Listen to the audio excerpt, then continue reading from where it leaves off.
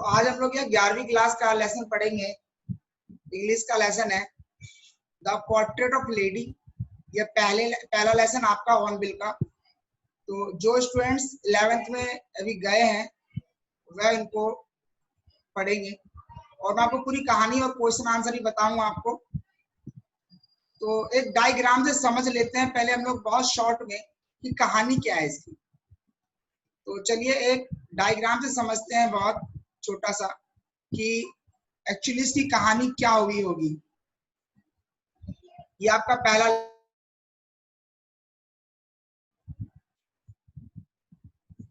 आप देख पा रहे हैं पहला लेसन है और इसमें the portrait of lady. Portrait word का मतलब होता है चित्र।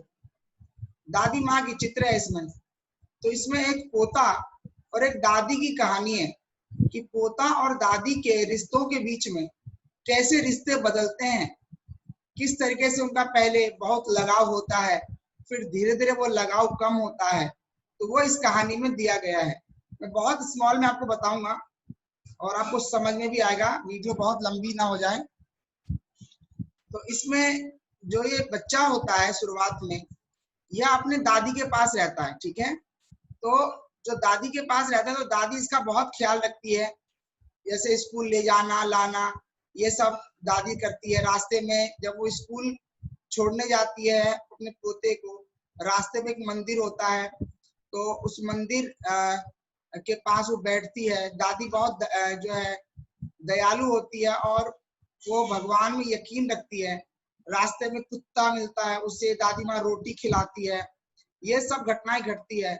रोज दादी माँ अपने पोते को नैतिक शिक्षा देती है, मोरल वैल्यू बताती है कि क्या सही है क्या गलत है।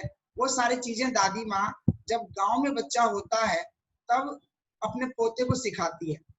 ये पहला फेज है उनके रिश्ते का। दूसरा फेज होता है कि अब वो बच्चा जो है शहर आ जाता है अपनी मम्मी पापाओं के पास। दादी माँ भी शहर आ जाती है। उस शहर का स्कूल जो होता है कॉन्वेंट स्कूल होता है, उसमें अंग्रेजी शिक्षा की पढ़ाई होती है। तो अब बच्चा दादी माँ के साथ नहीं जाता है बल्कि उसे स्कूल बस छोड़ने जाती है। दादी माँ उसे बस स्कूल के बस तक पहुंचा देती है। बच्चा दिन भर स्कूल पढ़कर आता है, फिर दादी माँ रिसीव कर लेती है और उसके बाद जो है बच्चा फिर अपने कमरे में बैठकर अंग्रेजी की पढ़ाई पढ़ता है। दादी माँ गांव में तो उनकी हेल्प भी कर देती थी पढ़ाई में, लेकिन अब दादी माँ अंग्रेजी की पढ़ाई में कोई हेल्प नहीं कर पा रही है। तो अब उनके रिश्ते थोड़े से कमजोर से हो गए हैं। इसके बाद तीसरा फेज आता है कि लड़का पढ़ाई पढ़ने के लिए, कॉलेज की पढ़ाई पढ़ने के लिए कुछ समय के लिए और दूर चला जाता है, बाहर चला जाता है। अब दादी माँ अकेली ही रहती है घर पर। अब पोता से उनकी बातचीत भी नहीं हो पाती है क्योंकि पोता तो बाहर रहता है। और अब दादी माँ ने दादी माँ यहाँ क्या करती है, माला फेरती रहती है दिन भर हाथ में लेकर। रोज ऑफ बेड्स बोलते हैं अंग्रेजी में, इसको फेरती रहती है दादी माँ दिन भर। और जो चिड़िया आती है ना, चिड़िया को दादी माँ क्या दाने खिलाती है। तो दादी माँ का दिन भर का यही काम है, चिड़ियों को दाना खिलाना और वो जो है माला उसको फेरती रहती है। और जो दादी माँ है ना, उसके लिप्स हमेशा जो है प्रार्थना में तल्लीन रहते हैं। हमेशा वो पूजा पाठ करती है, वर्शिप करती रहती है। उसका मन हमेशा जैसे लिप्स जो है हमेशा हिलते रहते हैं। अब उसका जो पोता है वो शहर से लौट कर आता है जिस दिन, तो दादी माँ बहुत प्रसन्न हो जाती है और दादी माँ जो है भजन कीर्तन करती है पड़ोसियों को बुलाकर ढोलक कीर्तन से। और चिड़िया जो है रोज आके दाना चुग जाती है। और फिर कुछ समय बाद, कुछ दिन ऐसा नोट होता है कि दादी माँ जो है वो मर जाती है। अब दादी माँ जब मर जाती है, डाई हो जाती है, उनकी डेथ हो जाती है, तब क्या होता है, तब कुछ घटनाएं घटती है। वो मैं आपको बता दूं कि जब दादी माँ मर जाती है तो दादी माँ का जो बॉडी होता है वो अंगने में पड़ा होता है। तो उस दिन चिड़िया फिर आता है उनके देखने के लिए, मतलब खाने के लिए। रोज चिड़िया आया करती थी, तो उस दिन भी चिड़िया ऐसे दीवार पर आई और बैठ गई। तो जो दादी माँ की बहू थी यानी लेखक की माँ, तो वो चिड़िया को दाना देने के लिए जो है अंगना में बहुत सारा दाना फेंक दिया कि चिड़िया खाएगी। पर जब चिड़िया ने देखा कि दादी माँ मरी पड़ी है, दादी माँ की डेड बॉडी है, तो चिड़िया ने बिल्कुल भी दाने को हाथ तक नहीं लगाया और सभी चिड़िया जितनी भी आई थी वह सब उड़ गई। इसका मतलब चिड़िया भी दुख में थी। उसे बोलते मौर्न करना, MOURN। एक तो गुड मॉर्निंग होता है जो हम लोग करते हैं MORN, ये MOURN होता है। शोक में, दुख में चिड़िया भी वो दाना खाकर नहीं जाती है। ये तीसरा, मतलब ये कुल मिलाकर यही कहानी है इसकी कि 3 फेज में दादी माँ और पोते की जो है रिलेशनशिप चेंज होता है। तो चलिए हम लोग क्वेश्चन आंसर देखेंगे तो हमको और शायद अच्छे समझ में आ जाए, है ना। तो चलिए वीडियो को पूरा देखेंगे आप, और जिन दोस्तों को आवश्यकता होगी उन्हें आप शेयर भी कर देंगे, और सब्सक्राइब तो करना ही है आपको। वीडियो खत्म होते ही पहले सब्सक्राइब करना, तब बाकी काम बाद में। ओके, बाकी बात है पीने के बाद नहीं, सब्सक्राइब करने के बाद। चलिए पहला क्वेश्चन है, where did narrator live with her grandmother and where did they shift after. कि दादी माँ, वेयर डिड नरेटर, नरेटर लेखक जो है वो दादी माँ के साथ कहाँ रहता था और वो कहाँ शिफ्ट हो गया। तो जवाब है, नरेटर लिव्ड इन विलेज, वो विलेज में रहता था अपनी दादी माँ के साथ। लेटर, बाद में, they shifted to city where narrator parents live, और बाद में वह उस शहर में चला गया जहां उस लेखक के पेरेंट्स रहते थे। सेकंड क्वेश्चन है, right some characteristics of grandmother, दादी माँ की कुछ विशेषता बताओ। तो his grandmother was very old, उसकी दादी माँ बहुत बूढ़ी थी। शी हैड रिंकल्ड, उसको रिंकल्ड था, झुर्रियां थी। एंड क्रिस क्रॉस फेस, चेहरे पर झुर्रियां बनी हुई थी। She had been short, fat and slightly bent, छोटी थी, थोड़ी सी मोटी भी थी और झुकी हुई थी दादी, जैसे बहुत सी बुजुर्ग झुक जाती है ना, तो इस तरीके से थी दादी। ये दादी की विशेषता हो गई। नेक्स्ट है, why did relationship between grandmother and narrator change in the city. शहर में जो है दादी माँ और शहर में जो है दादी माँ और जो है नरेटर के रिश्ते कैसे बदल गए, वो हमें बताना है। तो जवाब है, their relation was changed in the city, उनका रिलेशन बदल गया शहर में, because their routine has been changed, had been कर देंगे, बदल गया था, हैड बीन चेंज, उनका रूटीन ही बदल गया था। पहले दिन भर जो था दादी माँ के साथ ही पोता रहता था, तो ज्यादा प्यार मोहब्बत की बातें होती थी, लाड़ दुलाड़ होता था, अफेक्शन था। अब दादी माँ घर पर रहती है और पोता कॉन्वेंट स्कूल में पढ़ता है। अब पढ़ाई भी अलग हो गई है, दादी माँ पढ़ाई में हेल्प भी नहीं कर पाती है, इसलिए रिश्ते उनके बदल गए हैं। Now narrator used to go in English school, अब जो लेखक है वो इंग्लिश स्कूल जाता है बाय बस, बस से। So her grandmother, so his